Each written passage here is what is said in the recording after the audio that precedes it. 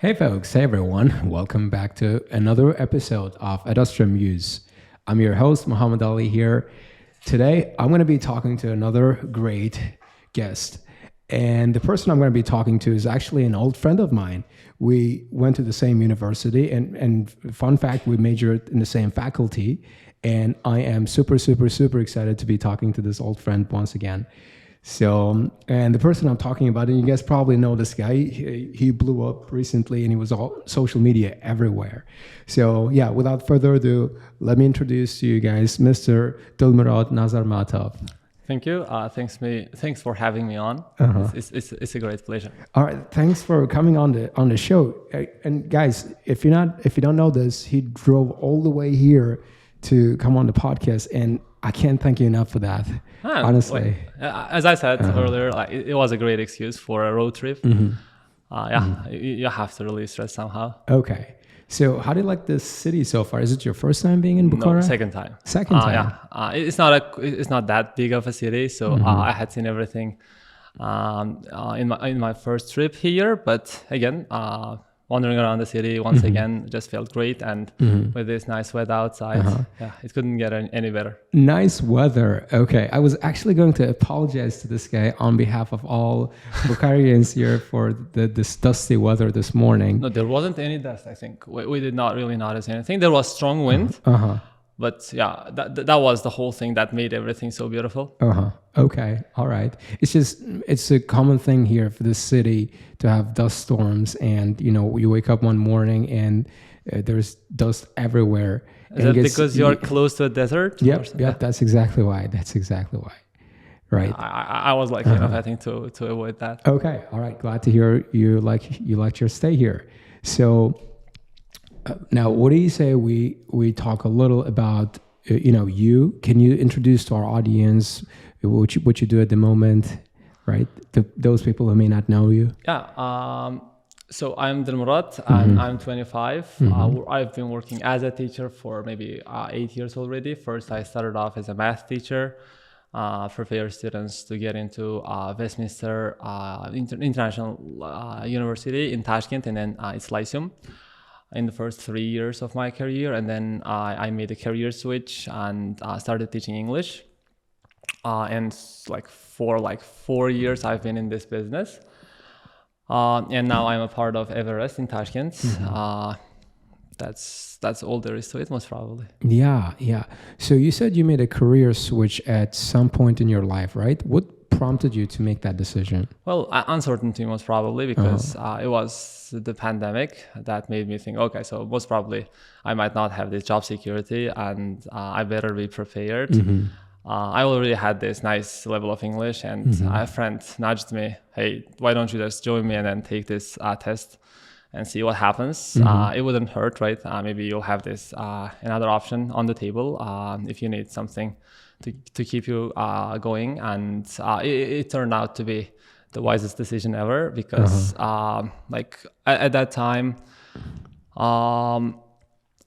I was barely making the ends meet, most probably, because we were going to offline, from offline to online, and it was really hard to keep students attending classes and then perhaps even appreciate the value of teaching when classes are not held in person, and perhaps maybe there was more demand for me as an English teacher than as a math teacher. Right. Yeah, that's one of the consideration. But one more thing was the materials we used to have back then were pretty static.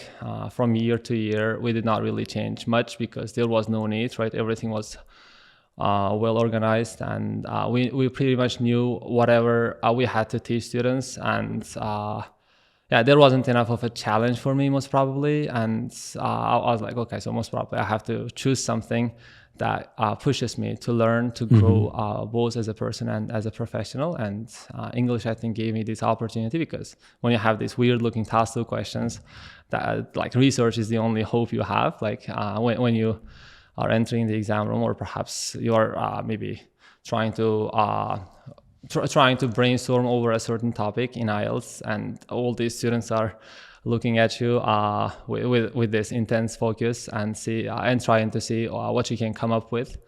And yeah, that really pushes you to learn all the time. And here I am, teaching English, learning all the time. So looking back, would you say it was a good call? Would you say it was a good decision to make? Yeah, of course. I achieved lots of things, I think, because of that decision, and yeah, I learned a lot as well. That's what I appreciate most. Yeah, and for the record, we actually studied economics and finance in university, right? No, I studied just economics. Just economics, pure economics. So can we talk a little about our university life as well? So, prior to getting into university, why did you choose Wyatt, Westminster International University in Tashkent? Most probably that was not a well thought out decision. The thing is, when I was studying at Lyceum, International House in Tashkent, one of the very most probably well respected lyceums in Tashkent. There were like 31 of us in a group, and 18 of us decided to go to Wyatt. And I was one of those. Like I think most probably just following the crowd. Everyone was talking about Wyatt and how great it was. And it truly was one of the best places to be in Tashkent. And yeah, I applied to 4 or 5 universities, got accepted, but I had no intention whatsoever of studying anywhere else but Wyatt. And you got admitted to the university on scholarship basis. Yeah. So how did you manage that? How did you pull that off? How did you get a scholarship? Well, back then you had this opportunity to take the entrance exams before you even finished Lyceum. I was year 2, and I had to study year 3 before I started university studies. And in year 2, I sat the math entrance exams. I already had this IELTS score. And I passed easily. Sorry for cutting you short. What was your first IELTS score? 7.5. 7.5 in your first attempt. Yeah. Wow, that's impressive. How old were you at the time? Like about to turn 18, I think. Yeah. And I got quite a high score in math as well. Then started teaching math, and during that year, I was like constantly thinking, should I apply for a scholarship or not? Right? Should I be happy with just the tuition and just try to work as hard as I can just to pay it off? And then I decided, okay, so let's give it a go. And I got lucky. I got this scholarship opportunity, and yeah, I saved a lot of money for my family. Right. So what was your reaction when you got the news that you got in? I started just jumping on my feet. It doesn't happen really often. It did not happen when I got my, for example, 8.5 in IELTS, 7.5 in IELTS. When I got 96% in the first entrance exams, like I was just very quiet, but that scholarship was, I don't know, just gave me some chills. Yeah. Right. And how did you like the university experience in general? So what was it like going to Wyatt? Because I'm asking you this question because I want to compare my personal experience with yours, because we went to the same university. Yeah, most probably you had higher standards because you had this journey to the US, and most probably you saw more than me. But in general, I was quite satisfied, and I appreciate the fact that Wyatt can bring all these amazing people together. This top maybe 10% or even 1% of highly educated people from different backgrounds, most probably very promising, brilliant people, exchanging ideas, having these discussions as we had in university halls. And I think that's one of the important things that any university can do. And of course, there you had this very dedicated teachers trying their best to educate us. Yeah, of course, there were problems. There were some maybe members of the academia who were not very well suited for their job. But yeah, mistakes are everywhere, and that was not the reason to maybe drop out of Wyatt or whatever. And I really liked the social life as well. If you remember this free canteen area where life was really at its peak, right? People were doing lots of different things. Some people were singing and playing the guitar, others playing this or Uno, whatever that game is called, and just talking, right? And all these art classes, right? And I really appreciated the extracurricular activities offered at university. I, for example, tried my hands at drawing. and maybe painting even.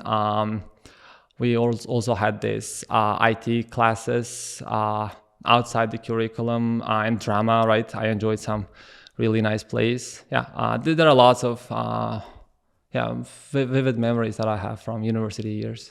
I don't remember if there was a drama club at White though. There was. There was. They organized a performance once a year. And they usually nailed it. So were you part of that club? No, I just watched as a spectator, and even that was something special. And as someone who missed out on that, I have to ask whether it was good. Yeah, it was, and I can maybe show you some videos. Yeah, sure. Let's do it after the podcast. It's not very audible, but yeah. Yeah. Anyway, and I also remember those times when we used to discuss and prepare for our group work. Yeah. Remember me, you, and Mr. Timur is behind the camera right now. Yeah, guys. I wish I could. No. Hi, Mr. Timur. Yeah. Anyway, behind the scenes. You remember still those? You still remember those? Yeah, times, exactly. Right? Yeah. One distinct memory I have of our university year is three of us in the lobby. No, it was actually a hallway playing trivia game. Marvel questions. Remember, you had an app. No, that was Google actually. On Google, you can have trivia questions. I'm not sure if you remember that, but I have a. Yeah, I remember our discussion about U.S. politics, and I have come to appreciate your perspective on those matters. I still go back to that statement you made. We usually choose between an evil and then a lesser evil. At that time, it kind of did not really resonate with me. But since then, I think I really got to understand what you meant by that, and yeah. But my actual perspective has changed a lot since then. And now I believe it's always a choice between good and evil. Really? Yeah, I used to think it was a choice between good and lesser evil. But there's a lot of good in the world. Yeah, it's because of that good I think we're here and can sit and talk and have this conversation in peace. Yeah, right. Okay, university life. So for those students who are wondering to apply to university, would you say Westminster University is a good choice? Because now in Tashkent, there are a bunch of other private universities. You got Cambridge, you got Webster, you got, what other new universities? I have like Oxford Bridge in mind. You have lots of them. Because what's happening in Uzbekistan right now is the privatization of education. Because now there are private schools, universities everywhere. Yeah, exactly. Which makes the choice of deciding where to study so much harder for students out there. So would you say Wyatt is a clear-cut option for students with exceptional abilities and skills? It is, unless you have the option of going abroad and getting an education there, because in comparison to what you can get in any other country, Wyatt is not really, even in discussion here. Yeah, it is good by our standards, but internationally, most probably, you want to explore some other possibilities. But yeah, if you have to stick around for some reason and stay in Tashkent, most probably Wyatt has to be in your list of universities, which you are at least considering. Yeah, because it is well established. Like it's been around for 20, maybe 3 years already. And it has kind of proven its worth. It has a lot of alumni, right, going out there and doing some wonderful stuff in all sorts of businesses and fields, basically. And yeah, that's certainly one thing to consider. But I would not really go into any of these newly opened universities just because they don't really have anything to show for it. Yeah, they just seem to care about the tuition that you're paying, and they're willing to accept who can do that. Yeah. And guys, I want you to understand this podcast is not sponsored by Wyatt, okay? Yeah. This is not a promo video. All right. This is some personal advice. You can take it or leave it, right?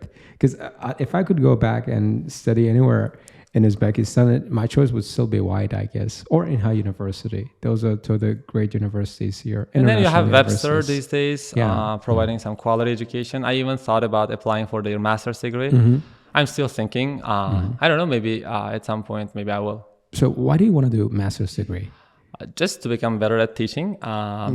If I'm going to keep this job, then most probably I should learn how to do that more properly, not just learning, like knowing this language itself, but learning how to work with a class, and then how to deal with difficult students, and how to maybe give more constructive feedback, so that students don't get destroyed with this harsh criticism. I sometimes tend to give.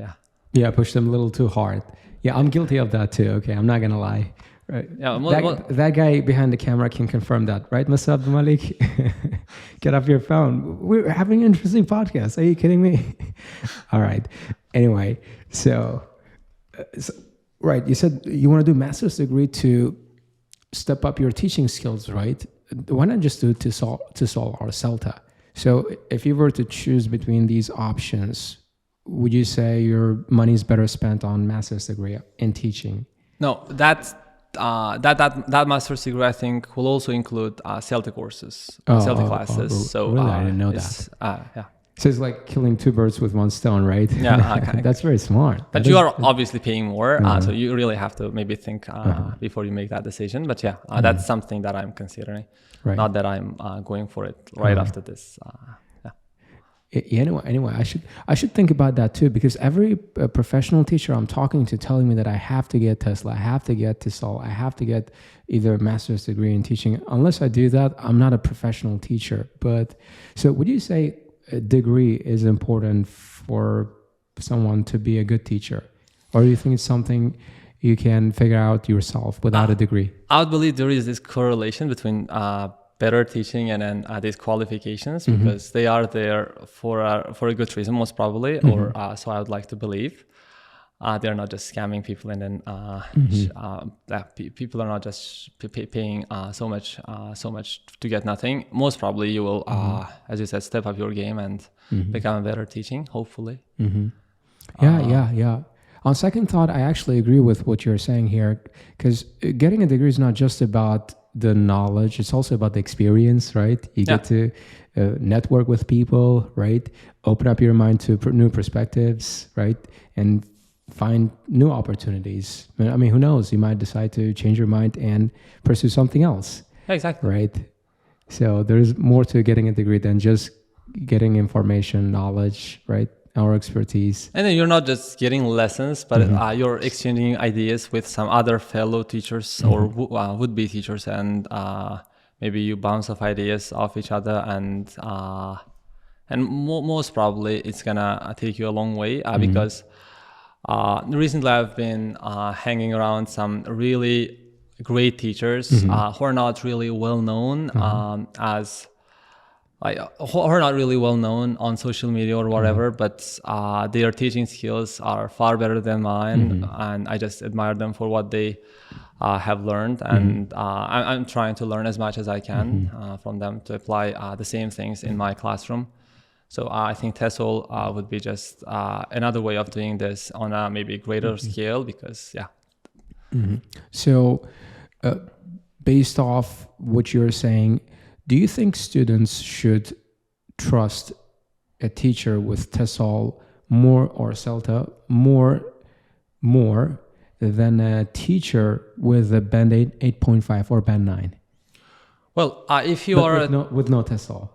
Yeah, if you are a teacher with, let's say, a 16 IELTS with a TESOL or CELTA, but the guy you're teaching already has a 7 in IELTS, most probably you're not the right person to do the job, because you don't really have this capacity to give them any meaningful feedback, I would say. But if you are maybe somebody with an 8 and then have this TESOL, and then there is this some other guy with no TESOL, but maybe even a 9 in IELTS, perhaps there is some discussion going on, right? Who should you trust?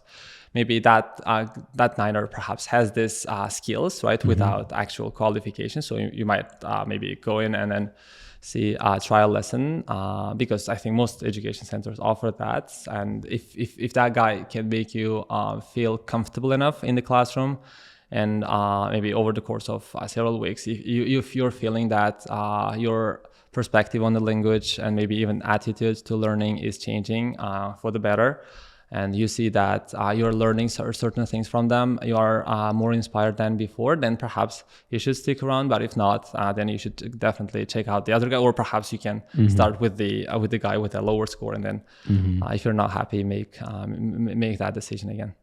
Right. Yeah, that's something to think about as a student, right? That's very informative, guys. That should help students out a lot in terms of deciding who to trust, like, because a lot of students now with so many 8.5 and 9 holders everywhere are at a loss, like wondering who to go to. Should I go to a guy with an 8.5? Should I go to a guy with a 9? And should I go to a guy with a TESOL or a CELTA certificate? But at the end of the way, they're winning. Yeah, because in any case, they end up with someone with good knowledge, I guess. Yeah, someone with good expertise. Right? And I think like knowledge of the teacher might not be the most important thing when the differences are so small, right? Because 8.5 and then 9 won't make this huge difference in students' learning outcomes, most probably. And you really have to consider their teaching qualities, teaching skills, and then perhaps choose a teacher for yourself. I think that's the advice I would give. All right. Now, what do you say we'll take a little break from teaching, and we'll come back to this topic later. Now, I am dying to ask you some questions about your journey, your experience to getting a band 9. Okay. Right. Sure. You did. That was sensational when it happened. Like the highest band 9 score in the entire country, right, guys? If you're excited to know more about this, please keep watching. So my first question is, why did you want to get a band 9? Well, if you are doing something, I think you should try at least to be the best in it. And most probably I was just one part of this maybe weird cult or IELTS craze going on in Tashkent. I don't say I'm immune to that. So I was chasing a 9, and I knew that a 9 would give me lots of opportunities and a lot of exposure to the public, which I desperately seek. I'm not really sure why, but yeah, that's who I am. I appreciate honesty, okay? Not many people are that honest, guys. Honesty is the best policy. I really like him. I really do. Basically, you really have to have some cards that will set you apart from the crowds, right? And as impressive as an 8.5 was, I really wanted to get a higher score. And when I was taking the test for the 4th time, my more realistic goal was to just try to get as much of a higher score for writing, because I had never gotten anything more than 7.5 in 3 of my tests. And I was like, so why don't I just try and get an 8 at least in writing? And it happened. And then with an added bonus of a 9 overall. So basically some recognition, public exposure, and then most probably just feeling better. And then I was offered a reward of a car, Monza, and I was actually going to ask him that. Okay, how does it feel getting a car as a prize? Well, because last time I had Mr. Khurshid on the podcast, and he told me that he gave you a Monza for getting a band 9. And you know what I told him right after that? I said, "Get me an Everest T-shirt." I'm coming over, guys. I want to work for you now. Well, basically, before I joined Everest, somewhere in October last year, I was doing this. I was running a very small education center. It was kind of a one-man show, and not something that you have built here with Alisher, which I really admire, because I know how much effort it takes to build like a company, however small it could be. And even then I was trying to get a 9, because again, that was one thing that could maybe give me an edge over some other competitors in the market and whatnot. But when I joined Everest, I was like, okay, so I really wanted to get a 9. Now I have even more reasons to do that, because yeah, right. I mean, why not? I'll do it. Okay, I'm not gonna lie. Okay. Yeah, exactly. And then Sure. I did it. I'll get you guys 5 9s if you get me a car. I'm just kidding. Yeah, probably that was all. Okay, so and. What was your parents' reaction when they found out you were getting a car for getting a band 9? They must have been so proud of you. Yeah, my mom, shed some tears over it. Well, obviously, she was extremely happy, and I think she was the first person I called because she had been praying for me. She knew I was taking the test, and they were really understanding. My whole family. I was not really spending much time with them. My nights were busy with these studies in front of a computer, and they were really understanding and patient with me, for which I'm immensely grateful, obviously. And they were really happy, and they shared my joy. And that night in the evening, we celebrated the occasion together as a family. And I even had my in-laws there. Yeah, that's sweet. That's sweet. That's sweet. And I mean, yeah. So that was a life-changing moment in your life. Yeah, one of the biggest turning points. Yeah. Okay. And surprisingly, you did it in your fourth attempt, right? Yeah. That is quite an impressive achievement, guys. Because it took me 7 or 8 attempts to do that, and you pulled it off in your fourth attempt. But you did it twice. But you did it twice, so that's already something. But anyway, like I guess anyone can get a band 9 if they tried enough times, right? And doing it in your fourth attempt is maybe I just got lucky. I don't know. I don't really know. I was thinking of taking it once again. I was like, then do I really want to maybe even waste so much time preparing for another test? And then if I get a 9, what will I do next? Like try once again. If I get an 8.5, will I be desperate to get back to that 9 and wasting even more time? If it makes you feel any better, I've said the test probably 10, 15 times after I got my second 9, and all my attempts were 8.5s. All of them were. Yeah. And I really appreciated you sharing that honestly with everyone. I read your reflection post, and I was like amazed how mindful you were, self-aware, right? Because you were the first 9er, you got lots of public attention, and as I knew you from our university years, where you did not really want any public attention whatsoever, when you were back, I think, working in Thompson, right? I was like, okay, so this guy really had some tough time, because I think you were recognized most probably everywhere. Okay, so look, that's a 9er, and I can understand how difficult it was for you with that kind of personality. And then you took it again to see what would happen, and then it was a 9 yet again, and the third time you made it publicly open, like disclosed everything, saying you got an 8.5 and then what it taught you. So that was really something to admire. But at some point, honestly, I stopped sharing my results because it was not interesting anymore. And I mentioned it on the podcast with Mr. Khurshid before, and by the time we release this podcast, we will have already released that podcast, so I guess not a big deal. No spoilers, I mean. So I was greedy. I'm not gonna lie. I was so greedy. I badly wanted to get the third one, and then after that the fourth, and then the fifth, and then the sixth. No, actually, I was just gonna stop at fifth. 5 is a beautiful number. Yeah, not that it was a beautiful number. It was because there are frames, only 5 frames on the wall in the lobby. Yeah. So I wanted to make them all nice before I called it quits. Right. So that was the initial plan, but then it kind of got the best of me. Like I was not really thinking about teaching or helping people anymore. I turned evil, selfish, and I turned into a man I hated the most. And that was the moment when I realized I had to pump the brakes. I stopped. I said, okay, I'm not doing it anymore. I took a long break after that. Yeah.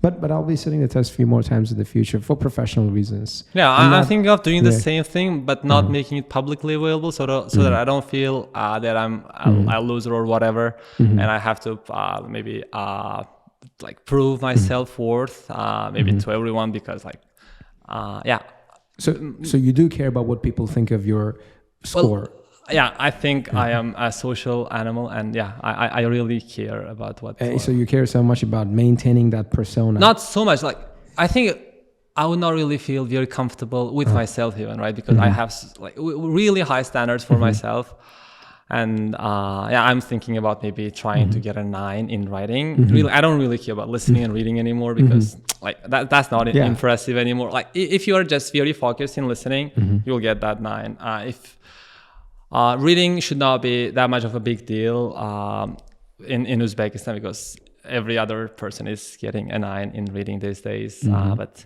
speaking, maybe something, you have to be very fluent and flawless and everything. A 9 in writing is something to pull off. Yeah, right? no one has cracked it so far. Yeah. I guess there is a secret race to getting a 9 in writing.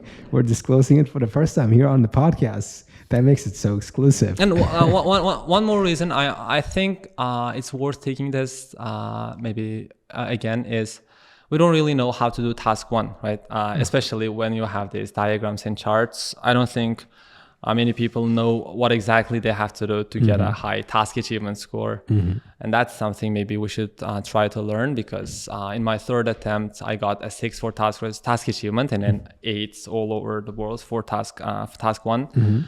And in my 2nd attempt, it was an 8, but I'm not really sure what gave me that an 8, that 8, right? So I don't really know the difference between a 6 and then that 8, or perhaps I have grown so much that I forgot what I did wrongly back then in 2023, most probably. So there is something to be learned, I think. And all these teachers who got an 8.5 in writing, for example, are taking the test again, but they aren't getting there all the time, right? They are getting 7.5s, 8s. And that already shows that most probably we are not really there. And as teachers, if we really want to be great at teaching and really know our stuff, perhaps taking the test is one possibility of learning about that. Or I was thinking about maybe buying some mock exams from IDP, or maybe British Council offers that as well. Like you pay $50 per mock, and then if they provide feedback, why not go there instead of paying $200 and taking the test? So, and they give you feedback on all criteria. I'm not sure about that. I did not dig deep enough, but yeah, that's something I'll have to research. Because unless they give you feedback on everything, your grammar, coherence, cohesion, task response, all those criteria, I don't think it's really worth $50. Yeah. It's just making money off of people. That's what I think. Because you can find those mock materials on the internet for free. So, and plus you can get feedback on ChatGPT, right? It's not very reliable though when it comes to task response, coherence and cohesion, because sometimes I've been working with it for quite a bit, and it doesn't really answer questions and maybe hit the nail on its head all the time. One example I can give is I had this question about meat being bad for health, in task 2. I was like, okay, so I don't really know much about this stuff. I know that it increases the risk of certain maybe health issues. If you eat too much meat, I think the recommended amount is 150 grams a week. But like, what else am I going to say here? And when I discussed that with ChatGPT, it was like, well, first of all, meat forms the basis of lots of cultures. I was like, so does that mean it's not bad for health, or is it bad for health? It's not really answering the question. And then it's like, it's a very flexible ingredient. It can be used in lots of different ways in different meals. I was like, again, that's not answering the question really. And then there was one more point. So basically, ChatGPT is not great at answering questions. And I was discussing that with Timur, and he was like, okay, most probably people are not generally good at task response in life. They don't really see that their responses lack focus, and they think they are answering the question, but they would be really going tangent, right? So you have to be really cautious when you're using it. But anyway, I kind of feel like you can get customized feedback on ChatGPT. You just have to tell it what you want. Like, honestly, every time I write an essay, I'm getting it checked on ChatGPT. Yeah, I do that too, but usually to improve my lexical resource. It's just great at using some vocabulary. For grammar, I usually discuss, I usually consult maybe Grammarly.com. Even it usually has some problems, but I can say, okay, so here it is really getting it wrong. So this is correct because I know that this structure works here, blah, blah, blah. Right. So one ChatGPT prompt that might be useful here, I want to share with you is, so ask ChatGPT to comment on your argumentation. So if you're wondering whether your points are on point, whether they like focus or you, like you said, hit the nail on the head, just ask it to comment on your argumentation. So what do you think of how my ideas are arranged or how my points come together in this paragraph? So do you want to make any additions, or you think I'm being vague here, or how do you think I can go about proving my point in this paragraph or in this sentence? So you can get very, very detailed feedback as you would from a native or a qualified examiner. And I think 10 times better because ChatGPT is very precise. And I think it sees all those subtle things humans may miss sometimes, right? Maybe I should try that, but I'm not very optimistic, but I'll try. Yeah. Because I don't know why, but for some reason, a lot of people I talk to, especially Ali Sher, I had him on the podcast a few times. He's so skeptical about ChatGPT. Like, please don't talk about it. Don't use ChatGPT. But I feel like I understand this technology it's just infancy, right? It's a new thing, but it's super efficient and super smart and very, I'd say, it's very accurate. It's very accurate. Like I've never seen ever I don't remember if there was ever a time I got bad feedback from ChatGPT. Sometimes it doesn't even get the grammar right. It happens. For example, I send it an essay and then ask it to analyze based on all the 4 criteria. And we're like, okay, so there are some minor grammar mistakes. I'll be like, okay, so number those mistakes and say why they're wrong and then offer a correction. And then it returns the same sentence twice. Okay, so this is the original version, and then this is the edited version. I'm like, okay, so there isn't even a difference, not a single letter. Okay, so I'm not really sure why, but it even happened with the paid version. So there are problems there, and most probably students have to be really open-minded when they are using technology. Usually they have to doubt themselves because especially at lower levels, you can't just say, okay, so I am sure I'm using this tense correctly. Most probably, ChatGPT is better than you. But as you reach this higher level of command, maybe a better level of English in general, maybe you can question ChatGPT and maybe you want to see maybe other resources and see if you're right. And have you ever tried AI-powered essay check apps? Because I've heard there are some out there, and some got shared on very famous channels, and people are saying that they're great, but they're paid though. No, if they are paid, no, I have never tried. Yeah. I don't use paid stuff, most probably just because I don't really have anything on my. Sorry. All right, guys, we're no stingy, but we're just practical guys here. Okay, we're square dudes. Like if someone asks for money for something you can get for free on the internet, it's not worth it, right? Yeah, there's something sus. I think there is so much for free out there. You don't really want to pay unless it is super necessary. One thing that's lots of people seem to have is this maybe I don't know, maybe they're a little bit of a delusional. Maybe they're like, okay, so if I buy that, my problems will be solved. But they won't, right? Because the problem is in you. And if you're not going to work hard enough, even this greatest course, whoever might be offering that won't really help you much. And as for me, I did not really use much of anything paid. I did buy some books, but that was all. So what kinds of books did you buy? Books by Pauline Colleen. I'm hoping I'm getting her name right. Yeah, you are. Yeah. I bought both Task 1 and Task 2 books for writing. They were great. Yeah. If you really want to up your writing, then these books are definitely worth checking out. And I know that there are some free PDF versions available, but if you can, then maybe you should pay and respect the author's work. So what is something you learned from those books you couldn't find in other regular textbooks? Well, I think it changed my whole perspective on writing. For example, I for some reason used to think that maybe if you have problems with maybe vocabulary, then that's just a vocabulary thing. You can still get a high score for maybe task response and coherence and cohesion. But the book taught me that if you're writing, for example, fluctuation when there isn't a fluctuation, you're like getting a low score for task achievement because you are misleading the reader, and then you are getting a lower score for task for lexical resource because you don't have the awareness of the words that you're using.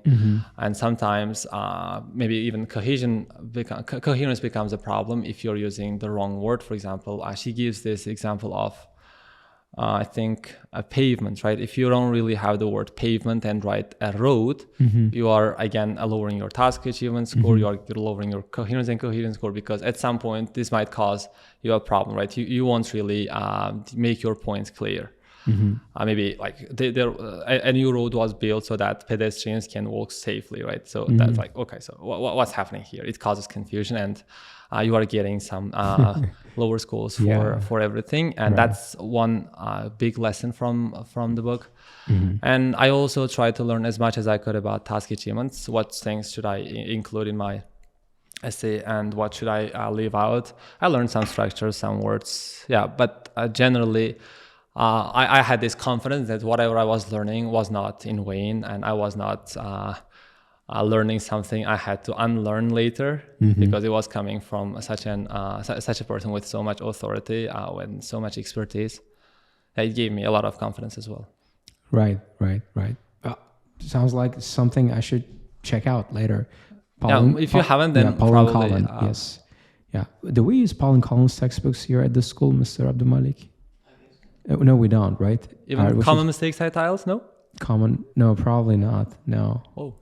Yeah, we should think about it, okay? Because we got such a glowing recommendation from Mr. Dilmurod today, okay? We have to check it out. Okay. Now, speaking more of IELTS, would you like to give our audience more tips on how to crack the IELTS test? Like more tips on reading, listening, speaking. We talked a lot about writing, but I think we should talk about writing more. But first, let's talk about reading and listening. One thing I would like to ask students is, first of all, you really have to realize what score you really need. Do you really need that 7+ just because everyone is talking about it, or do you really need that for practical reasons? If language is your passion, then I might understand, okay, so he wants to do great in English and wants to be very fluent, but I don't think there are lots of people who would like to learn a language just for the sake of learning it. They're just under the social pressure to get a high IELTS score. They don't really know why, but they're like, what score do you need? I need a 7. Why? I don't know, just for myself. No, you don't learn a language for yourself, because in most cases, when students say that, they don't really have this drive necessary to get you to a band 7 or above, because sometime along the way they'll have some challenges and like, okay, so it's not really going well, and they usually give up. They lose motivation, and it'll take a very long time for them even to perhaps get a 6 than it would if they came with this aim of a 6 for practical reasons and studied towards that goal, because that's more achievable, especially for students at lower levels, right? You don't just come from maybe elementary and then get a 7 out of nowhere. It takes lots of time and energy. So you have to be really mindful about what you are trying to chase. And once you have identified a clear path, okay, so you need an 8 because maybe white gives more preference to students with a higher IELTS score for applicants seeking some scholarship opportunities, then maybe you should try it. Or perhaps if you want to pursue a career in teaching, and I understand that IELTS score is an important thing to have, then you should maybe. But otherwise, if you just need to apply to a university, a random university where a 6.5 would do a great job of taking you there, then you don't really need a 7 and putting in 2 or maybe 3 months of extra preparation time. So with that in mind, so imagine you need a high IELTS score for a good reason, then you have this another problem of students already knowing all the things that they have to be doing. They know that they should be practicing, they should be using shadowing techniques, they should be recording themselves and then listening to their own mistakes and saying, okay, so I made some stupid mistakes with past simple. Why don't I just stay here and then practice that tense maybe for the next week.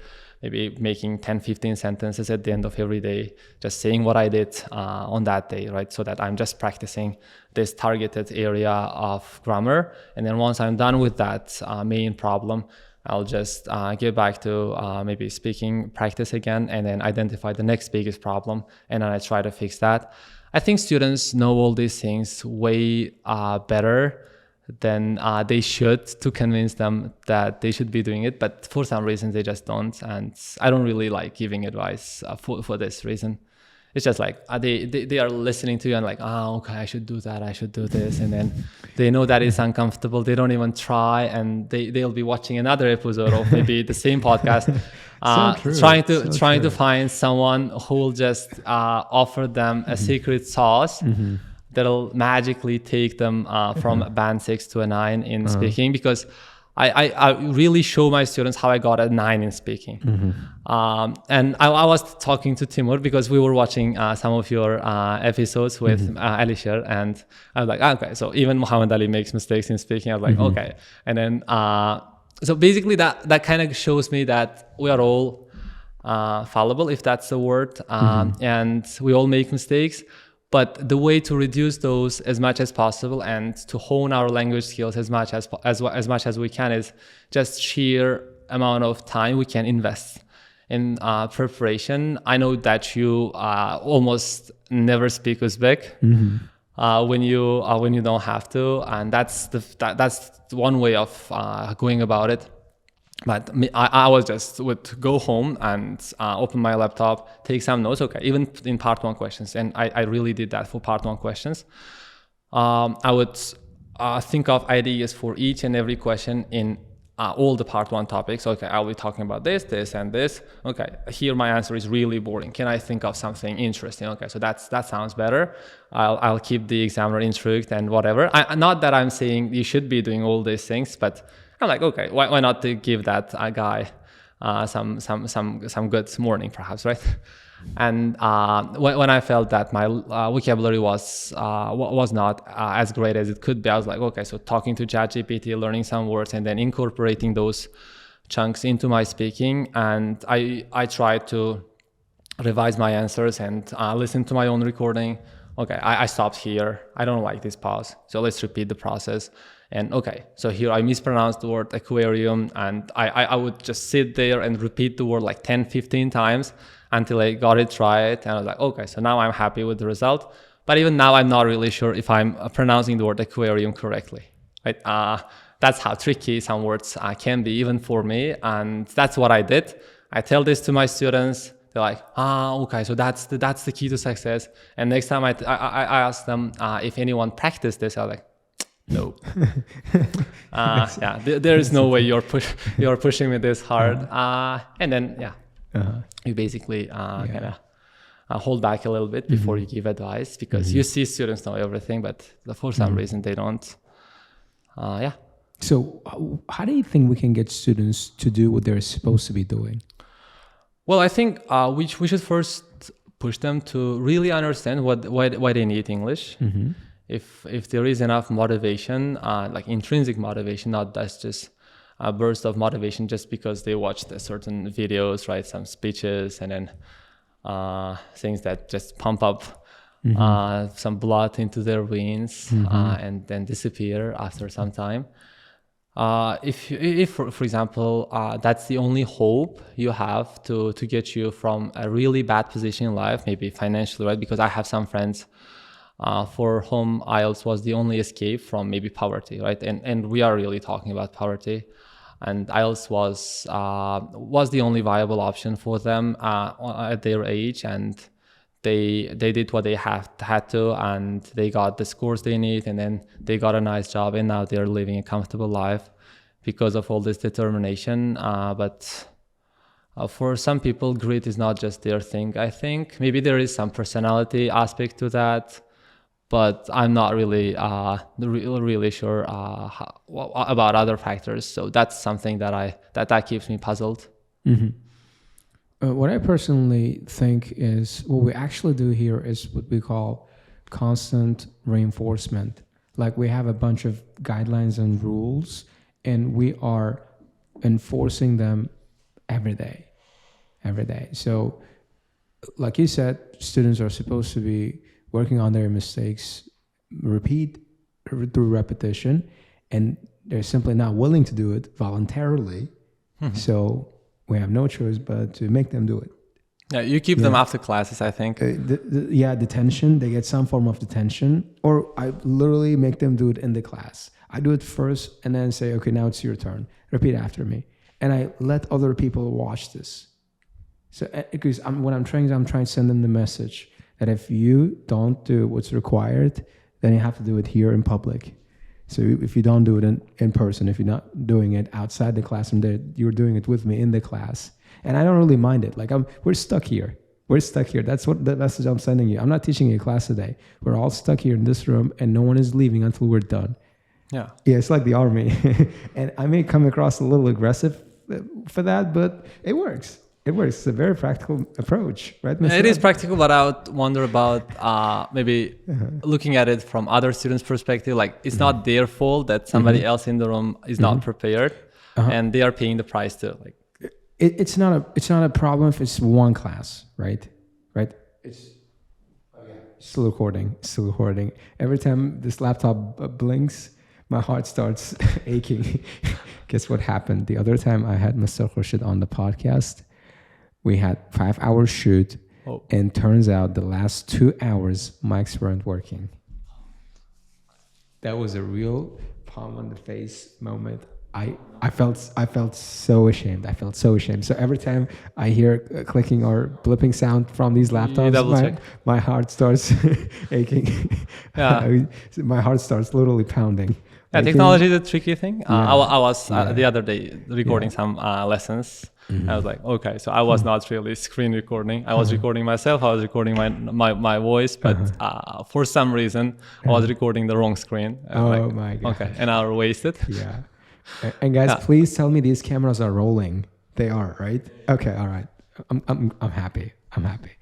All right. Anyway, back to what I was saying about constant reinforcement. So you said it's not other students' fault, right?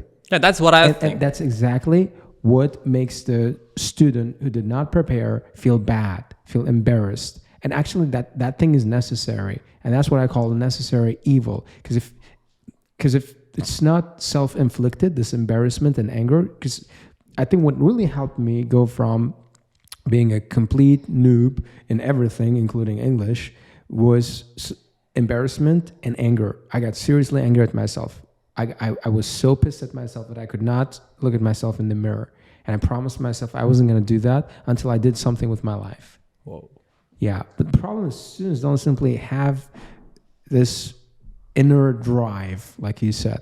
So if they don't have it, then I'm going to help them build it. So we're going to help them build it. We're going to build it together. So that's what I'm saying. We're on the same boat, guys. I'm sorry. You're on the same boat with me. You're on the same boat. All these other guys, I know it's not your fault. I know it's not your mommy's fault. It's not daddy's fault. But it happened, and we have to do something about it. And we can't just turn the other way and say that it's not there. The problem is there, and we're doing something about it. So it's this take swift action mentality that I think that really helps. Right? Even if it sometimes comes at the expense of other students' time and money, right? Because if you're still thinking about money when you're in the classroom, you don't belong in here. Please show yourself out. Yeah, and I know this approach. Maybe that's something I'll have to consider. In Tashkent, but this is the only way to go forward, I think, right? Because it's education, right? And when you say education, you're not only talking about putting that information in students' mind. You're also talking about helping them develop good habits that help them turn that information into something practical, right? Yeah. Make that information last long and serve them for long after they're done with the program. Yeah, that's our thinking here. Most probably something to consider. Yeah. Okay. Food for thought. All right. So, what do you say now? We talk a little about life at Everest. I'm so curious about your school. I am. I got to know a lot about your school from Mr. Khurshid, but it's a different story hearing it from one of the people working there, not someone who owns the school, right? So, number one thing I want to ask you is like, what is it like working at Everest School? What kind of challenges do you have? And is it fun? Yeah, does it feel exciting to be part of that team? Yeah. in many respects, I really appreciate being part of this team. But there were really challenges for me, maybe because of my personality. The thing is, when I was running this small center of my own, and then before that, I was working as a math teacher with a teacher of mine, with Azazaka. I really had no other way of getting students other than this word of mouth, and I knew that when someone was coming to my class, I had this link to them. Okay, so I maybe thought they are brothers or sisters or maybe some other relative, a friend. So basically, I had this connection even in the first lesson, right? They were not complete strangers to me, and it really helped me create this bond with students. I was like, okay, so say hi to your somebody, right? And if there were problems, maybe we could reach out to that guy who connects us, right? And maybe talk about this problem over together and see where we could make some changes so that this little child is working better. But when I joined Everest, you have this mass coming to Everest because it is Everest, not because you are Dilmurod the Niner, but just because you are a part of Everest and they're just happening to be in your classroom, not maybe someone else. They could have been somewhere else too, but I don't know, for a random chance. They just chose your class, or perhaps you were the only available person at that time for that group. And it's very difficult for me to create this connection with students, and it kind of makes me sad at times when students just disappear out of nowhere and show up in 2 weeks. I was like, so I thought you would not come back, right? Maybe it was your first lesson, okay, and then this was a trial lesson. Maybe you didn't like something. Maybe you didn't like that we had this many students in the classroom, and perhaps you did not really like my personality, my jokes, whatever. That you didn't show up, and then after 2 weeks they're like, okay, so that's not really good, because in the past I used to have this constant notifications, okay, updates, right, if you will. I have this coming up, and therefore I'm sorry, but I can't attend classes for this much time. I was like, okay, so I know where this guy is. So it was easier to control. So that was one challenge. And then this new payment system, because in the past we had the different one, and then now you have to adapt. That was one challenge, I think, with which I am kind of over. And I myself, although I don't come off as an introverted guy, I am in some cases. And yeah, it is difficult to be part of this big team where you have to interact with so many people. Yeah, there are lots of things to discuss, but if you have any specific questions, of course, I'll try to answer them. Yeah, like I was just wondering, how many students do you normally have in one class?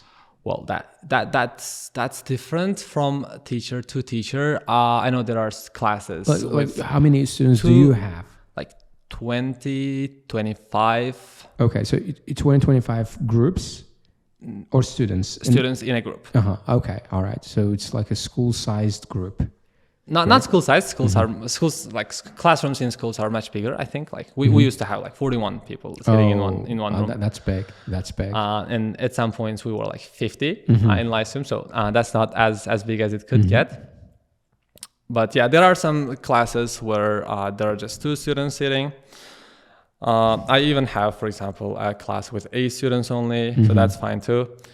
Yeah, it differs much, but yeah, most probably you would expect to have more people, students per classroom than anywhere else, most probably in education centers. Right. And does it ever feel hard overseeing a big group?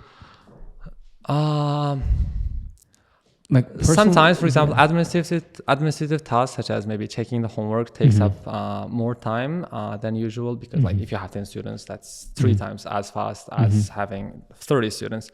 But to compensate for that, we have assistants helping around. God bless them. They might make our job so much easier. And for example, when students hand in some homework at elementary level, you don't really have to waste your time and check that where someone else can do that equally well or almost equally well. So we delegate those tasks when we can. So that's one way of at least going about that.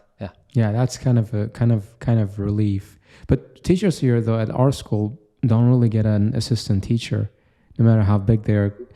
We do have an essay check service, but we encourage our students to use it as little as possible, because we know when they outsource their job, they're not aware of where their students are lacking most. So they may not be able to help their students best. No, I try Right. to get back to the process with my higher level students. For example, when they are when they are signing up for the test, I always tell them to notify me and to arrange the time to meet, right, one to one.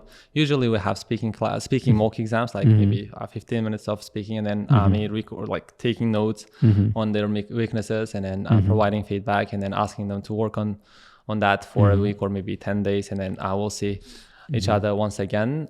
So that's what I try to do when their exams are coming up, and I usually check their writings too. But at lower levels, again, maybe I could be doing something more productive, really. Right. Yeah. So we talked about challenges of working at Everest School. Now, what are some perks of working at Everest School? Like if I'm someone wanting to join your team, would I be accepted? Or what are some perks I could get? I don't think you would, because there is a strict policy of accepting only Everesters. So you'll first have to complete a course, and then sign me. I'm signing up for their course, okay? Yeah. Because I really want that car, okay? I'm not really sure if the management would be flexible with you about that rule, but typically, like 99% of the time, whoever you see in our staff is a former Everest student. Yeah.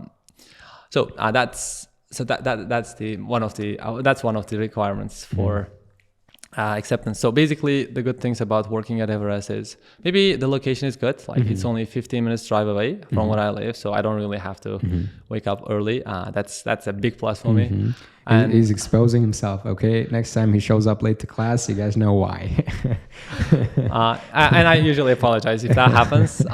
It does sometimes happen with my morning class, but it's not more than like maybe 10 minutes. Yeah, usually 5 minutes, maybe 3, maybe 7. And then I have lots of help with administrative tasks. Again, I don't really have to accept payment. I don't really maybe have to check the homework myself. Sometimes I ask my assistant to talk to parents. For example, a student is missing. Okay, why is it that? So please, can you go out and then call them and tell the parent that their child is not here, right? So ask them why, and maybe tell them so this doesn't happen a lot, because otherwise we can't really get where we want to. And then compensation is a big thing that usually like attracts lots of people who would like to see themselves as teachers join Everest. So that's definitely in the equation, and recognition is something, because we like.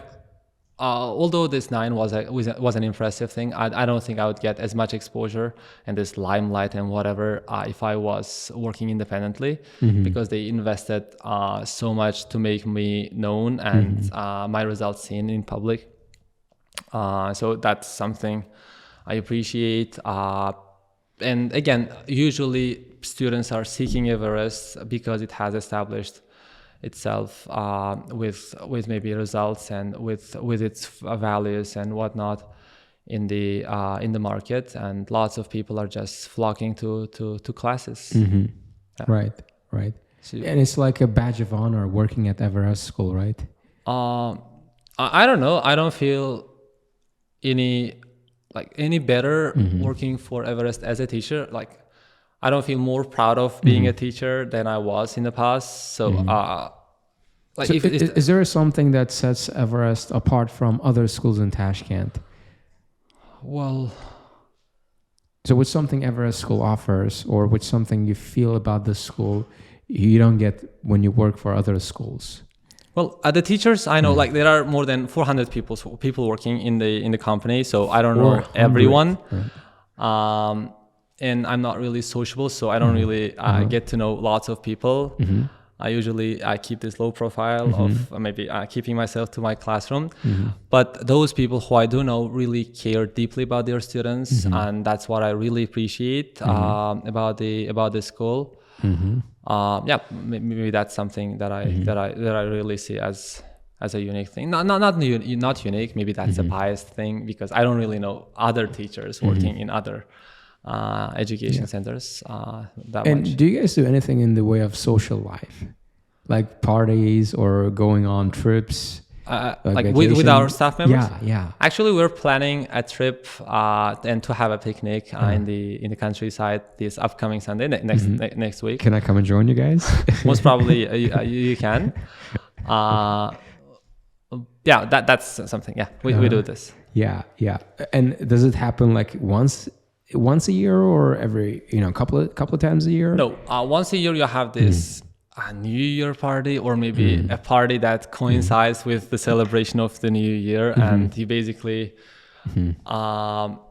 try to review how the year went and what kind of achievements you have you've got, and what were some of the wins and then some of the losses, and then just celebrating a certain occasion and sharing this joy. There are no things like going on mountain trips or vacation to Dubai, right? We've been to Malaysia, like 20 as a team. 28 of us, 28 of you. You should not have said that. I was actually going to use this part of the podcast to tell our colleagues that people not getting vacations and mountain trips there, because my colleagues here have been begging me to take them on a mountain trip, but I'm telling them we have parties, 3 to 4 parties every year, and they want a mountain trip and a vacation to Dubai on top of that. But not everyone's getting that. So it was one of the perks of getting a 9. Oh, you hear that? What didn't I tell you, ladies? So you really want to get that 9? Yeah, you have to get a 9 first if you want to go on a mountain trip. And then you can also get there for free with your student results. If you there is this KPI system, and if you have this many students with scores of 7 or higher, then you get this and that and this. So like how many 7s? Like 50. 50 7s would get you abroad. 50 7s a year, right? No, in your entire career, whenever you get that. Well so then. Cumulative, or maybe 17, I think, 8s. 17 8s. Yeah. That's a lot. I know that's not a lot for you guys because you do that with like 2 groups sometimes. But yeah, like I wonder how you attract so many brilliant students to your courses, because the admission requirement is 6.5, and so that's not something that all these education centers can afford, right? You can't really set this high bar and expect to run a business, because you wouldn't have enough students to pay off your bills. So that's something that you can be proud of as a team. It's actually a big challenge getting all those students, and we don't necessarily have this strict admission criteria. The public might think that, but sometimes we do let in students with 6 if we see some potential in them. We had a bunch of students in the past who could not make the grade. They didn't get in, but we let them in anyway. But over time, they proved they were way better, 10 times better than those students who cracked the admission test in their first try. So yeah, sometimes we don't necessarily judge students on their merit, but look at how much potential they have. Yeah. So, and for that, we need to have face-to-face conversation, and that's the reason why our admissions are 2-staged. Stage 1 is mock test, and stage 2 is one-on-one interview with me. Yeah. Basically, we have a lot in our social life too, but usually my Sundays are spent at work, or at least for the most part, having these extra classes and then mock exams and whatnot. Yeah. You're such a hard worker. Like Sundays, you work on Sundays too, right? Yeah, usually. So how does it feel working on Sundays? Do you ever miss out on family life or going out with friends? To some extent, but at this point in my life, like lots of my friends are busy with their own business as well, so they're not really offended that I have this packed schedule all the time. But I do make the time for my family and for my friends. such as this one, for example. We are now sharing this 10-hour road trip together with Timur, and we had this wonderful conversation on our way here. Originally we had intended to listen to some podcasts and then maybe prepare some playlists of music, but it turns out we had lots of things to talk through, and it is nice. So you're also doing something on the side of social life. Yeah, I'm trying to balance things out, because why would you live if you just wanted to work? Yeah, that's a good point. And I want to talk a little about your teaching approach in the classroom, but you kind of already talked about it. So would you be willing to share some more details about how you go about, organizing your class and what kind of materials you use? So what's your strategy here? What's your game plan in the classroom? My philosophy is more than anything you teach in the classroom, it's very important what students are doing at home, because you can only do so many things in 2 hours versus what they can do in the remaining time they have. And I usually even try to ask students with lots of problems with their homework to maybe have a look at their phones. I usually ask them, not usually all the time. They're like, yeah, sure. And they know where I'm going. I usually check their settings and go to this screen time most probably. And usually it'll be maybe 4 hours of some silly game, or maybe TikTok, YouTube, Instagram. And then sometimes you even have some darker things going on. I try to respect their privacy, but I usually ask them, and if they are spending maybe 10 hours on YouTube, I'm like, so can I just go and see what you see on YouTube? They're like, yeah, sure. And I go there, and they'll be maybe some streamer, right, playing a video game, and then they're just watching. Do you ever come across Astra Muse podcasts? No. Asking just out of curiosity. No, because you don't post that much, right? So you can't spend 4 hours a day listening to your podcast. Oh yeah. So most probably that's the reason. And yeah, I don't try that hard to invade. So I try to pull myself a little bit, but that's one thing, right? So I basically try to check their homework all the time. So did you do that? Did you do this? Did you do that? And if a student is failing to do at least maybe 70% of the homework several times in a row, we usually try to work with parents and then ask them to push their children a little bit. Sometimes they'll be withdrawn of some privileges, such as using their phones, right? And Dilmurod, why did you do that? I said you, right?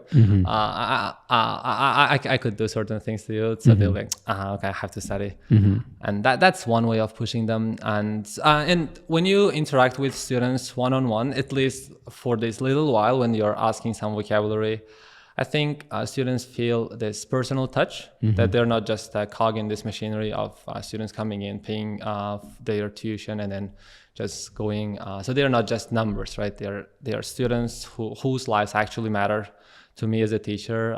It is a very frustrating part of teaching, because usually students have problems with their homework, or maybe I'm rather too demanding.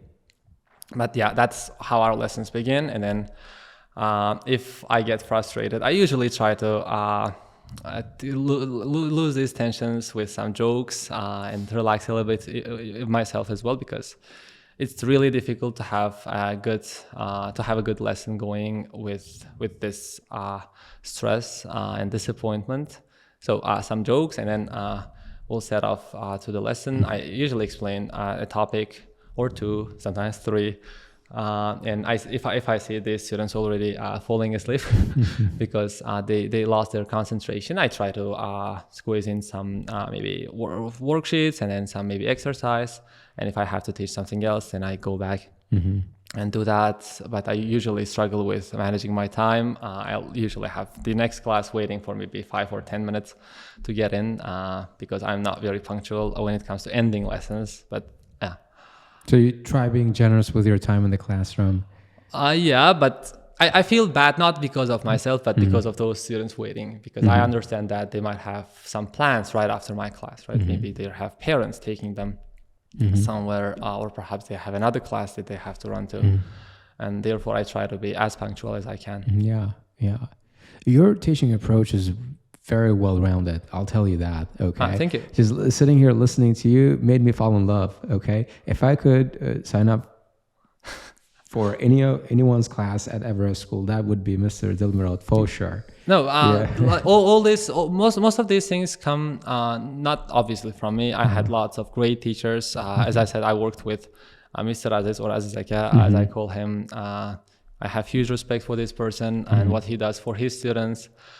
He's such a great personality. And later, when I was starting as an English teacher, I had Irkin, one of my closest friends. And actually, it was him who pushed me into taking that test. And I owe him a lot in my success as an English teacher and an IELTS instructor, because he has been the one teaching me the ropes of being an English teacher. Like, so you have to explain this, and then you ask this question, and students will say this, and then you'll say that this is a mistake, and then show how it's really done. And sometimes he would even teach me how to joke, right? In some cases. So he really gave this push, and like, so to speak, I was maybe standing on the maybe shoulders of giants, or whatever that phrase was. Right. So what would you say are some qualities of an excellent teacher? Would you say those two teachers you mentioned fit the bill for an excellent teacher? One excellent thing that has, like, maybe two things that he does is he is very close to his students. He knows every one of those, and if someone doesn't show up, he'll just call mid-class. Personally? Yeah. Okay. Each and every one of his students. And therefore, the absenteeism is not a problem in his classes. And you really enjoy being in that room because it's filled with so much positive energy. He cracks some jokes when he feels that students are maybe getting bored or tuning out just because material is challenging. And once he gets everyone's attention again, he'll go back to his board and carries on teaching. And he really deeply cares about students, and it's not unusual to him to go to the exam venue holding some bottles of water and making sure that students get all the support they need. He even prays for them before the exam, and he waits for them until they finish everything, and then come back, listen to what questions they had, and try to answer maybe some of the questions the students might have, right? This was the question, I did that, was I right? I was like, and he'll try to walk them through the problems. So that's one huge thing that he does. And then he's also very smooth in how he delivers classes, because he teaches things in such a way that there is no way an attentive student would not catch what he's saying, right? Like he can be teaching maybe derivatives, right, which are kind of boring things for most students, but he makes it look so easy that you have no other way of like, you have nothing but learn that material, even with very minimal input from your side. So that's another thing he does. And like, when these two are combined, he is a craftsman of his job. Right. Right. And when it comes to Erkin, again, you see a lot of parallels there. Maybe he's a bit bad-tempered because of his age, right? When you are maybe 25, you get agitated very easily because you haven't really seen as much as some other older people have, and therefore you sometimes fall short of maybe some qualities. Maybe you're not as considerate as you could be as a teacher, as thoughtful, right? Because we sometimes tell off students for being late. And if you think about it, maybe there is something going on in their families, and you are just berating them with some harsh comments. So maybe that's something both him and I should learn. But yeah, he's a great teacher, and yeah, if I had the chance, I would definitely go back to his lessons. And I did sit in his lessons and observe how he teaches. Yeah, I'd love to have these teachers on the podcast one day. Yeah, maybe I'll give you their contacts. Please do hook us up. I'd love to know them, get to know them more, and who knows, maybe one day we'll have a podcast together. Yeah. Right. Sure. So, and to reciprocate that amount of attention and love, what do you think students should do, or how do you imagine an ideal student? So what are some qualities of study well, pay the tribute, maybe, right? Just saying thank you at the end is genuine thank you, right? Not with gifts and this maybe I don't really have the word for that. I don't know. Maybe so. Basically, no gift is required. No very flattering words are required. Just saying this very genuine thank you so much means so much to a teacher. And when it's accompanied with a nice result, that shows that both you, the teacher, and the student have been working really hard for that.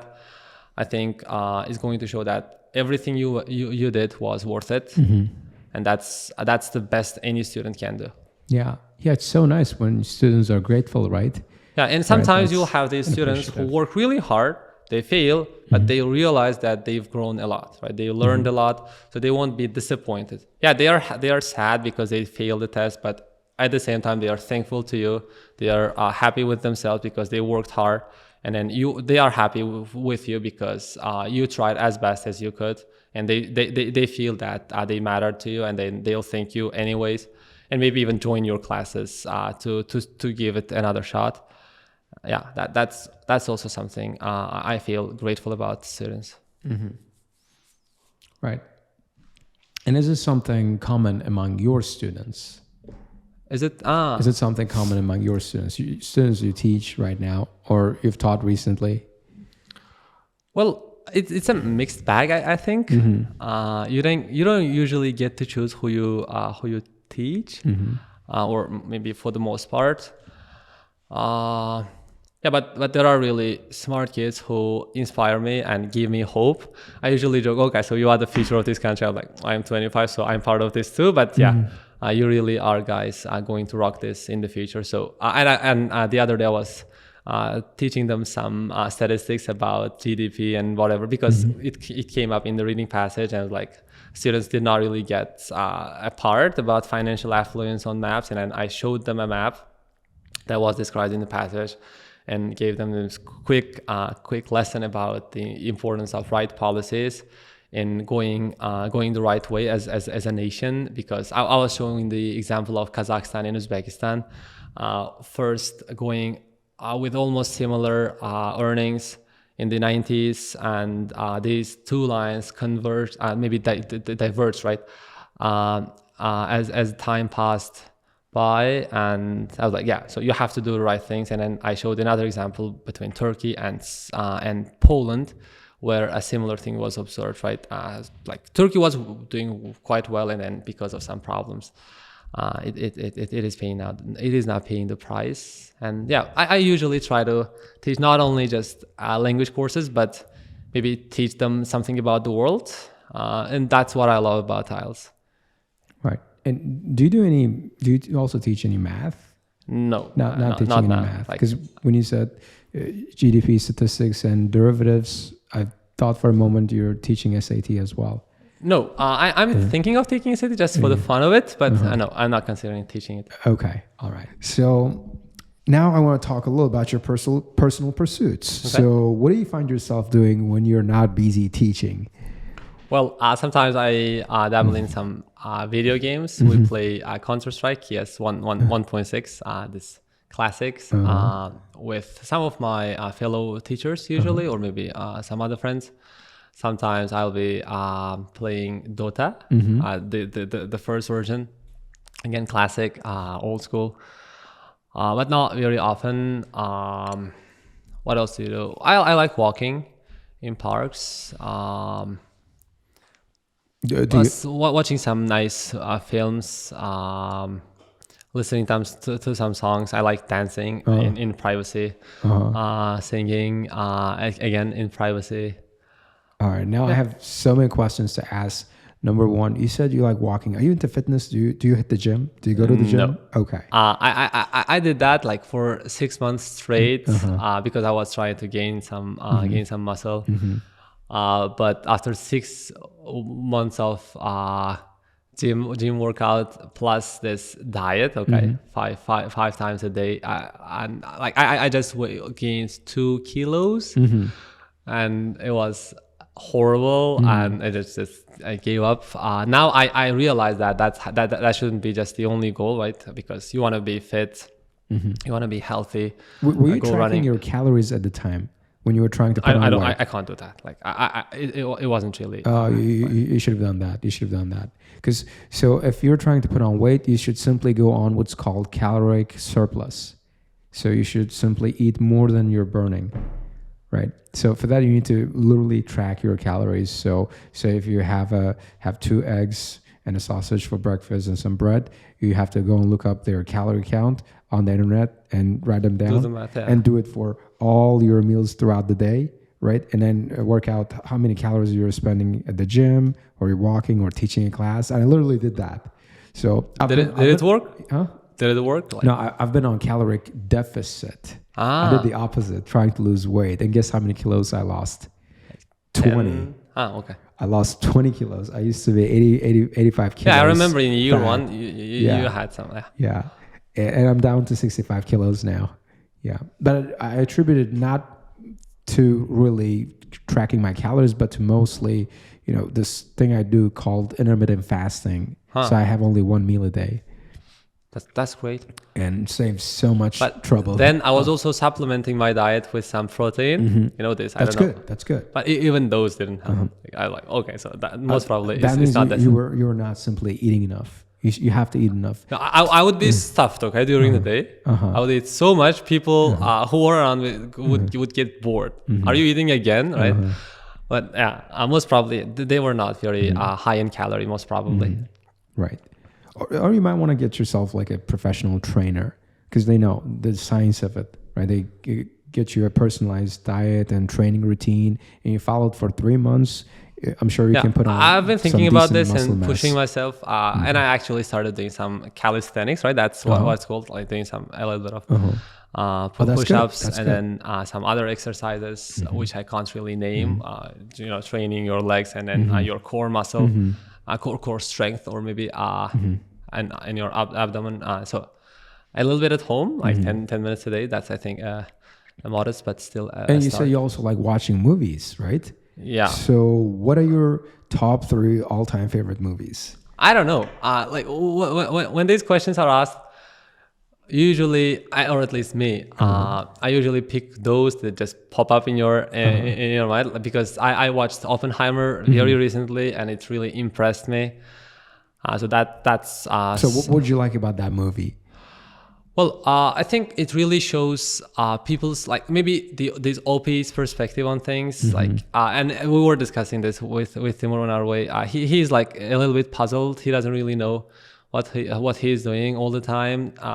He is sometimes just maybe doing things on autopilot, right? Because they were trying to beat the Nazis and build this atomic bomb. They couldn't just help themselves and stop once the Nazis were defeated, and had to go through with the project and create that bomb, which was ultimately used to demolish 2 cities in Japan. And later on, he felt guilty and he started opposing the initiatives or building the hydrogen bomb and stuff.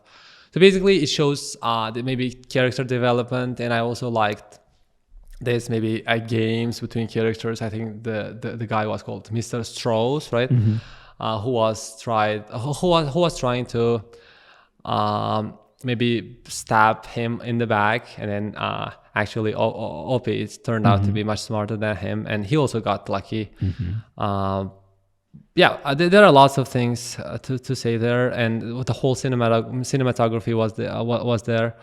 And I like Christopher Nolan in general because of some friends of mine who are really movie buffs and who teach me how to watch movies. I was like, so that's the way I should watch them. And that was an impressive movie. I agree. There was this part that really gave me the chills when I was watching it. Right when he creates the bomb, he says, "Now I've become the merchant of death." Yeah, that gave me shivers. Now I've become the merchant of death. Like I paused and I for a moment tried to take it in. Yeah, that was very. And I like the way they throw in there those quotes, those little tiny quotes that. But I doubt, like, when scientists actually come up with something impressive, they have those quotes Yeah, on the most probably spot, that's right? just to create this drama in the movie, film. they dramatize things, right? That's what I liked about the movie. Yeah, Right. there are lots of great movies. Your whole lifetime wouldn't be enough, most probably. Uh, yeah, I for example like The Darkest Hour, showing Winston Churchill for the most part during the Second World War. I love that film. I love Godfather, Little Women. Um, So what's one movie you're looking forward to watching? I don't have one. I You don't have one. I No. want to give you one actually. Did you watch the trailer for Deadpool versus Wolverine? Okay. I saw the post in your channel, You have to watch it. but You have I'm not to- really a Deadpool fan because I remember the two films, I think, Deadpool 1 and Deadpool 2 being released when I was, I think, in Lyceum, but they were just, I think, silly movies with lots of. Did you watch them in English or Russian? I don't really remember watching them like fully because I was like, so maybe some weird jokes, and then he gets a bullet in different parts of his body. Did you watch it in Russian or English? I don't remember. I think you should watch them in English. You'll get it. All right. It's just, when you watch it in Russian, so many jokes are mistranslated and they're not funny. But I remember what you said in Maro, like, so they're now going back. Finally to back some, on track. Oh yeah. When I watched the trailer, I felt so fulfilled. It was like getting 10 Ben 9s. To put it into perspective, that's how happy I was to see them on the screen again. And seeing maybe Hugh I'll Jackman give it a again. watch when it's released. And when is that? July, I think, July 24th. Okay. But we're probably going to have to wait a month until it's on digital, right? But we have this nice cinemas in Tashkent. And do they play movies in English? Well, sometimes they will. If there is a big enough Audience. demand and audience, yeah. Yeah, but that's not the case here in Bukhara, so we're waiting for a month. And I don't want to watch the pirated version because it's so special to me, right? You have to add it to your watch list, this movie. It's great. And do you listen to podcasts? Yeah, I do. There are like 4 or 5. Like I like listening to Lex Friedman's podcast. He has some amazing guests, and I really love his perspective. Lex doesn't really have strong opinions, or even if he does have them, he tries to hide them, but maybe gently pushes the guests a little bit. To let them maybe be more eloquent and elaborate on their points a little bit more. But he has this compassion, right? He doesn't judge people from any perspective, coming from any perspective, right? No matter what kind of, for example, political associations they might have. So that's one. And then I like Free Economics Network. Before we talk about those podcasts, what's your favorite podcast of Lex Friedman? Whoa. Most probably, I don't remember the guy's name, but he was this real life version of Catch Me If You Can. A fraudster doing lots of scams, like financial scams in early 2000s, and who ended up serving like 13 years in prison for that. Now he's written a book, and he was on the podcast. And I couldn't just wait to listen to his story, right? I usually listen to the podcast on the go when I'm driving. And when I get home, like that's maybe, again, 15 or maybe 20 minutes drive. I can't finish this drive. So I'm looking forward to tomorrow's drive. So it was that great. Oh, okay. All right. And the other podcast we were talking about, Free Economics, usually something that has to do with economics, because the host is majored, I think, in economics. We also have No Stupid Questions. What else do I have? Can I ask a quick question? Yeah. So does Astra Muse happen to be on your watch list? Well, I'm trying to squeeze that in, but there is so much that Lex is posting that I can't really listen to all these other podcasts. Like, and I have this GRE, right? Joe Rogan's experience, and another very, very smart and maybe a great guy in general. There is a lot to learn from him, but I can't really make the time, right? Because I don't drive that often, and that's really pity. Yeah, we're gonna work super hard here, right, Mr. Abdul Malik, to make this podcast great, because we need more viewers. Okay, sure. So, would you say listening to podcasts has helped you a lot to improve your English? Yeah, of course. Or is it something overrated? Whoa, I think when you do such things for a long time.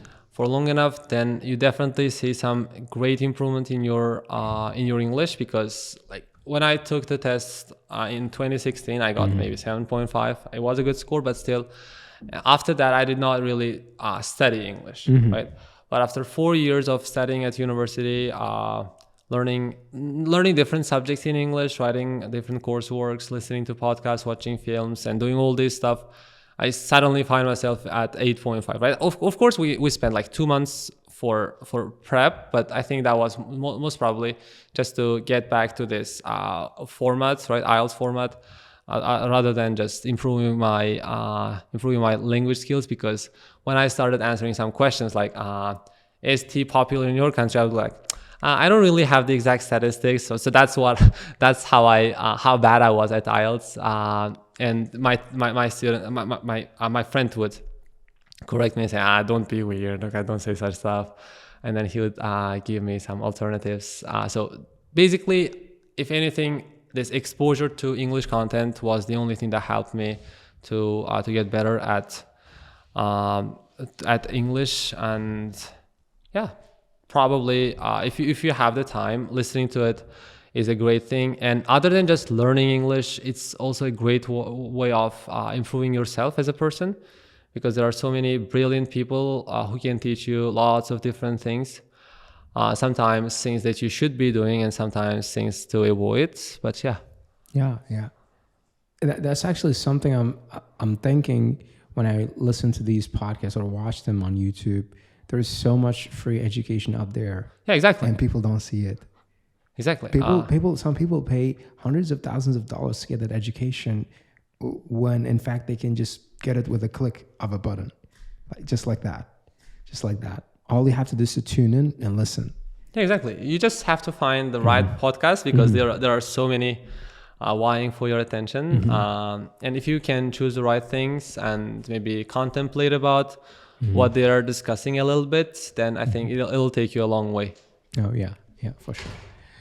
All right, we're about to wrap this up, but before we do that, I have a few more questions I want to ask you. This is the part of the podcast where things take an unexpected turn. Oh. Now from personal life, work, and all that to philosophy. All right. Right. So we would like to know. I'd like to know what your personal philosophy is. So what's your perspective on life? So what is something at the center of your existence? What's something that drives you? Something that gets you up in the morning? Well, there are two things that I try to balance. Sometimes I want to have this big picture and notice my insignificance. Like if I make a mistake or if I don't get this, it's not gonna be the end of the world, right? So the universe won't even notice that, right? So therefore, I want to take things a little bit easily and don't stress out too much about certain insignificant things. But this, if you keep on the same line, in this way of thinking, you're like, okay, so why should I leave then, right? Or maybe why should I do anything? Why don't I just maybe go and destroy somebody's life just because it doesn't have this significant impact? So that's not where you should be getting at. Now you have to stop it, and then you're like, okay, so why was I even born, right? And to me personally, it's something that you'll have to figure out for yourself. And to me, it's just trying to be as productive as I can. But sometimes that'll mean allowing myself to maybe chill a little bit, just because it is part of my productivity. If I'm working 24/7, right, maybe sacrificing sleep or whatever, my relationships will suffer. I won't have friends, I won't have people around me, and most probably I'll be just desperate in the end. So usually trying as hard as you can to be productive, but sometimes understanding that you also want to have some time to do some silly stuff, right? Maybe I don't know, talking to your family about some maybe trivial things, seemingly perhaps. Yeah. So it's important to set aside some time for family. Yeah, and that's what I say to my students. I don't expect them to be working like 24/7, right? If they are falling asleep mid classes, not because I am very boring, but because they did not have enough sleep, right? Maybe because of chronic sleep deprivation, I'll just ask them to go home and then sleep, not do homework, because you're not even getting anything from lessons.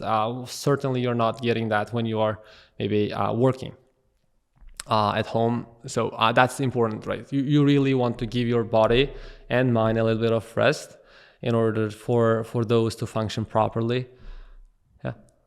This is something I personally had to learn the hard way, because I used to think when I was naive and young that only way to success is if you just will work,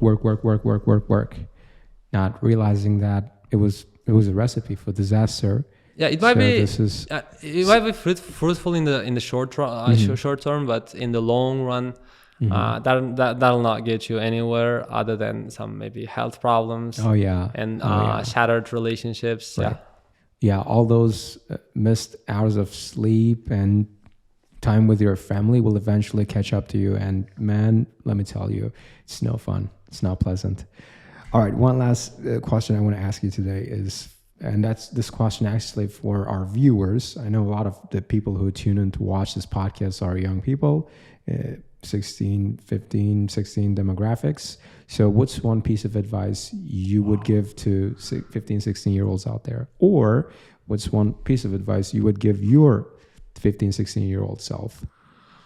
Well, I think that would be to explore without hesitation, because back then, as most young people watching this, I was really lost, right? I did not really have any cause in life. Like, what am I supposed to do here, right? And what's my mission in life? Like, what should I be pursuing? Do I want a career in this or in that? Do I really want to study at university? If yes, why? Blah, blah, blah. So these are some things that you will figure out, I think, later. When you're 16, you're just a kid, right? You're supposed to go out there and maybe do this and see if it works out. And when I say that, I'm not saying to give up easily, but just to see if that's your thing, if you enjoy that even the slightest, right? If that's the case, then perhaps you want to stick around and then see if you can make improvements, if you can overcome these challenges and get better at it.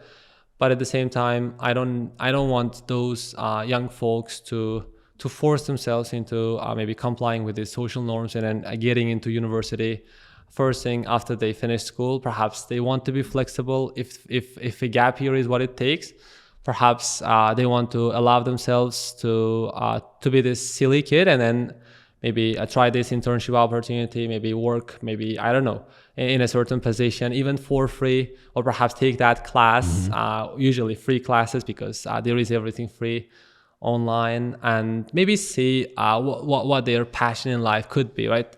It's not going to be obvious, I think, but you can't figure this out just by watching TV, lying on sofa. So at that point in life, I think exploration is what you need, because if you get into university after like 3 years of studying, you'll usually realize that that's not what you should be doing. Like, I don't really want to be a doctor, but you're already halfway through and your parents will push you to finish your studies so that you at least have that diploma. And if you are unlucky and maybe get married, then you are already moving in this. Life is basically pushing you around and you don't really have much of a power to change things. And it's going to be very costly. Yeah. So be bold. Go out there. Explore. Yeah, and explore good things, okay? Yeah. No smoke. Don't be too crazy about that, though, okay, guys? Yeah, today's podcast was great. I thoroughly enjoyed talking to you today, Mr. Dilmurod. Thank you. And I hope you enjoyed it too. Yeah, so great. Do you have? It was worth coming. Yeah.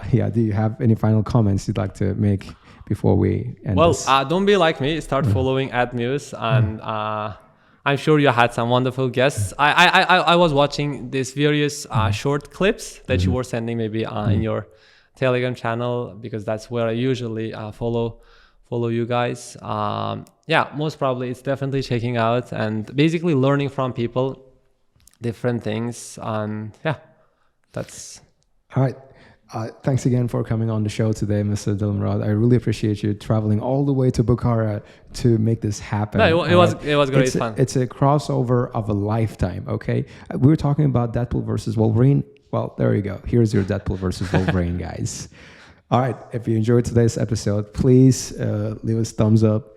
and subscribe to our channel and leave your comments in the comment section below. I'll see you in the next one. Peace.